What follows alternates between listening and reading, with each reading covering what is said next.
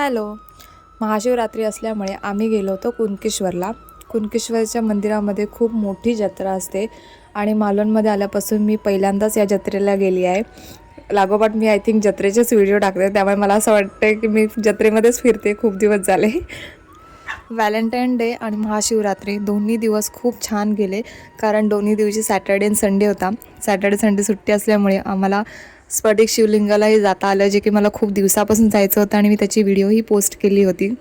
महाशिवरात्रीलाही आम्ही कुणकेश्वरला गेलो होतो. कुणकेश्वरला मी आधी येऊन गेली होती एकदा दोनदा, पण जत्रेसाठी मी पहिल्यांदाच आली होती. आम्ही घरातून जेवून झाल्यानंतर इव्हनिंगला निघालो होतो, त्यामुळे आम्हाला लेट झाला तिकडे पोचायला. पण दर्शन एकदम छान झालं, खूप मस्त दर्शन झालं आमचं, कारण तेवढ्यातच देव आले होते आणि त्यांच्यासोबतच आम्हाला तिकडे जाण्याची संधी मिळाली.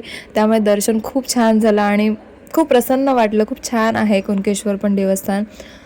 लाईटिंग वगैरे, डेकोरेशन वगैरे खूप छान केलं होतं आणि खूप मोठी यात्रा असते इथे. कुणकेश्वरला देवळाच्या लागूनच समुद्रकिनारासुद्धा आहे, त्यामुळे जे कोणी मालवणमध्ये येत असाल तर कुणकेश्वरला नक्की तुम्ही भेट द्या. बीचवर तुम्ही एन्जॉयसुद्धा करू शकता आणि देवाचं दर्शनसुद्धा घेऊ शकता. खूप छान आणि इथे आल्यावर खूप प्रसन्न वाटतं. आता जत्रेमुळे खूप गर्दी होती, पण इतर वेळी तुम्ही आलात तर शांत निवांत असतं, पूर्ण वातावरण खूप छान असतं. दर्शन झाल्यानंतर आम्ही जत्रेत गेलो आणि आमच्यासोबत ताई, जिजू, सार्थक, शार्वी होते. सो आम्ही जास्त करून लहान मुलांचे गेमच एन्जॉय केले, कारण सार्थक, शार्वी तर खूपच लहान आहे, तरीसुद्धा तिला सगळ्या राईडमध्ये बसायचं होतं. ती उतरायलासुद्धा रेडी नव्हती. तिने इतकं एन्जॉय केलं, दोघांनीच खूप एन्जॉय केलं आणि त्या दोघांना बघून आम्हालाही खूप मजा आली.